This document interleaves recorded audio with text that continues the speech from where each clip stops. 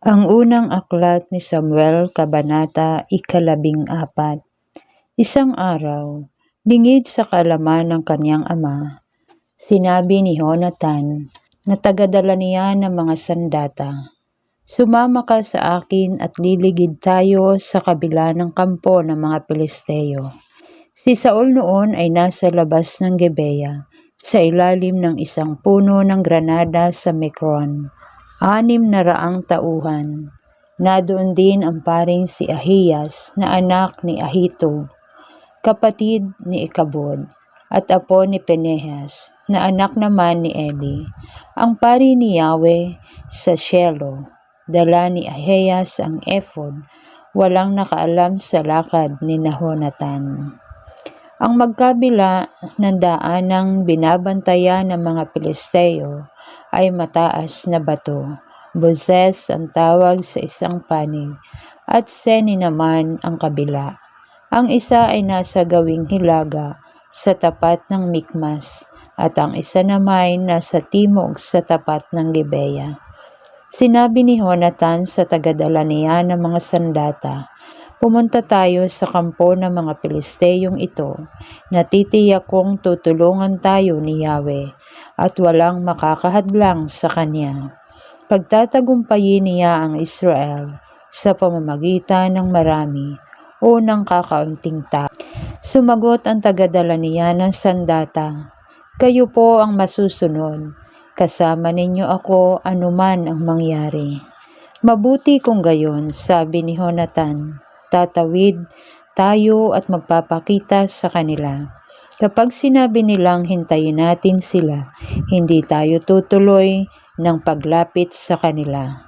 Pero kapag sinabi nilang lumapit tayo, lalapit tayo sa kanila, sapagkat iyon ang palatandaang sila'y ibinigay sa atin ni Yahweh." At lumakad na silang dalawa. Nang matanaw sila ng mga Pilisteo, sinabi ng mga ito, "Hayon, naglalabasan na sa lungga ang mga Hebreo." At hiniyawan nila sina Jonathan, "Halika kayo rito, at may sasabihin kami sa inyo." Sinabi ni Jonathan sa tagadala niya ng sandata, "Sumunod ka sa akin." Niloob ni Yahweh na sila'y mahulog sa kamay ng Israel. Nagmamadali siyang umakyat sa matarik na bato at sinalakay ang mga Pilisteo. Bumabagsak ang bawat makaharap niya, at ang mga ito'y pinapatay naman ng tagadala niya ng sandata. 20 ang napatay nila sa pagsalakay na iyon sa may kalahating ektaryang pinaglabanan nila. Nasindak ang mga Pilisteo, maging ang mga nasa lansangan, gayon din ang mga nasa kampo. Nayanig ang lupa at hindi nila malaman ang gagawin. Nakita ng mga kawal ni Saul sa Gibeya ang pagkakagulo ng mga Pilisteo. Sinabi ni Saul sa kanyang mga kasama, "Tingnan nga ninyo kung sino ang wala sa atin." Tiningnan nila at natuklasan nilang wala si Jonathan at ang tagadala nito ng sandata. At sinabi ni Saul kay Ahiyas, "Dalhin mo rito ang ephod." Si Ahiyas nga ang may dala ng ephod noon, samantalang kinakausap ni Saul ang pari.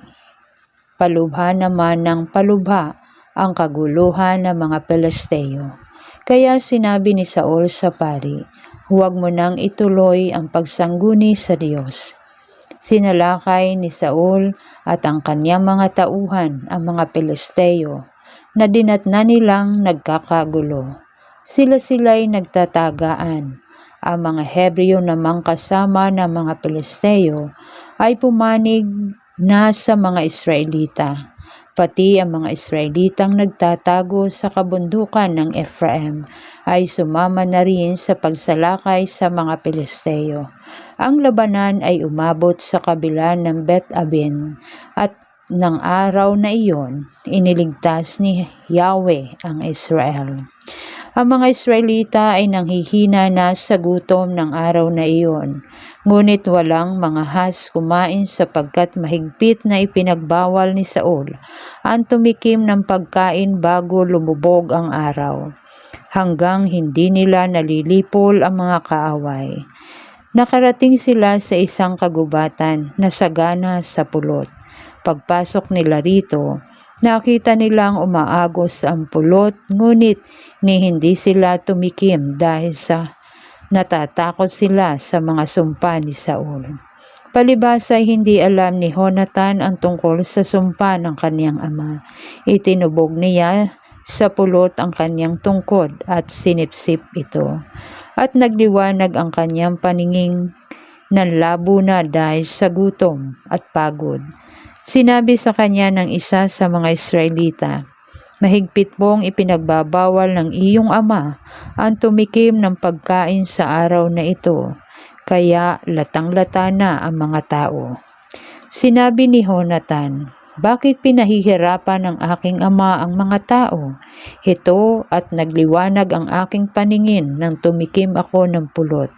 Gaano pa kaya kung ang mga tao'y pababayaang kumain ng mga pagkaing nasamsam nila? Lalo sanang madadali ang paglipol sa mga Pilisteo." Nang araw na iyon, ang mga Pilisteo'y nalupig ng mga Israelita mula sa Mikmas hanggang Ahelon, ngunit lambot na sila sa gutom. Kaya nagmamadali silang humuli ng mga hayop ng mga Pilisteo. Nagpatay sila ng mga tupa, baka at mga guya. Dahil sa gutom, kinain ang mga ito, at nang hindi na makuhang alisan ng dugo, may nagsumbong kay Saul na ang hukbo'y gumagawa ng malaking kasalanan kay Yahweh. Kumakain sila ng karning may dugo, kaya't sinabi ni Saul, "Ito'y isang malaking kataksilan. Igulong ninyo rito ang isang malaking bato. Sabihin ninyo sa mga tao na magdala rito ng baka o tupa, at dito nila papatayin at kakanin, para hindi sila magkasala kay Yahweh dahil sa pagkain ng dugo." Kinagabihan, ang mga Israelita ay nagdala ng mga baka at doon pinatay. Si Saul naman nagtayo ng altar para kay Yahweh. Ito ang unang altar na kanyang ginawa. Sinabi ni Saul sa kanyang mga tauhan, "Mamayang gabi, lulusubin natin ang mga Pilisteo at lilipulin natin sila hanggang sa mag-umaga. Wala tayong ititirang buhay sa kanila." Sumagot sila, "Kayo po ang masusunod." Ngunit sinabi ng pari, "Sumangguni muna tayo sa Diyos." Sumangguni nga si Saul sa Diyos. "Lulusubin na po ba namin ang mga Pilisteo? Pagtatagumpayin po ba ninyo kami?" Ngunit hindi siya sinagot ng Diyos. Kaya't sinabi niya, "Magsama-sama ang lahat ng pinuno ng Israel para malaman natin kung sino ang nagkasala. Sino man siya ay tiyak na papatayin, kahit na ang anak kong si Jonathan.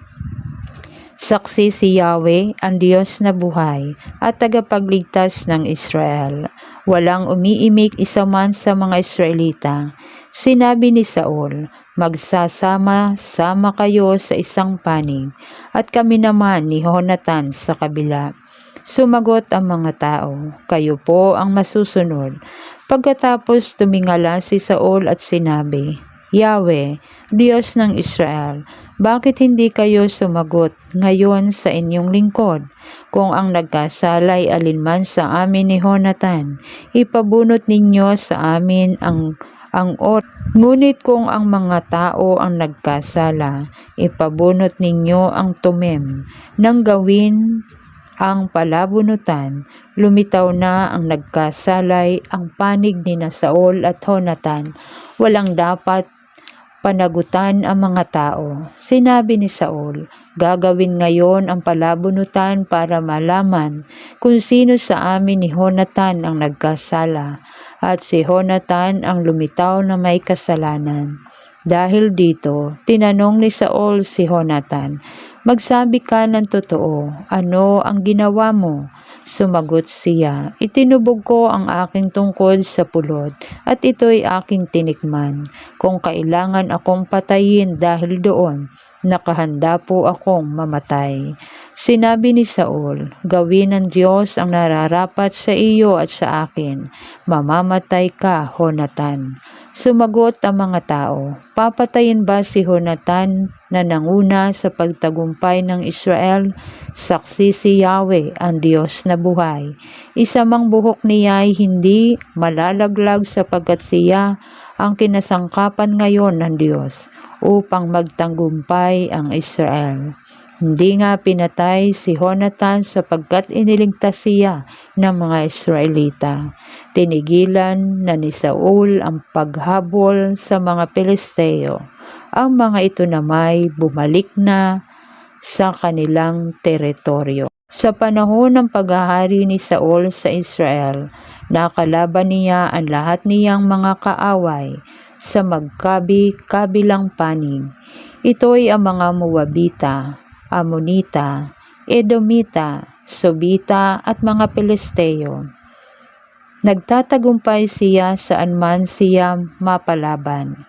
Lalong kinilala ang kanyang kapangyarihan nang talunin niya ang mga Amalekita at patuloy na ipagtanggol ang Israel laban sa mga nagtatangkang sumakop dito. Ito ang mga anak ni Saul. Ang tatlong lalaki ay sina Jonathan, Isui at Melikisowa. Ang mga babae naman sina Merab at Mikal. Ang asawa ni Saul ay si Ahinoam na anak ni Hamias. Ang asawa ni Saul ay si Ahinoam na anak ni Ahimaas. Ang pinuno ng kanyang hukbo ay si Abner na anak ng tiyo niyang si Ner na kapatid ng ama niyang si Kris at anak naman ni Abiel. Sa buong panahon ng paghahari ni Saul, naging mahigpitan ang labanan nila ng mga Pilisteo, kaya't lahat ng lalaking makita niyang matapang at malakas ay isinasama niya sa kanyang hukbo.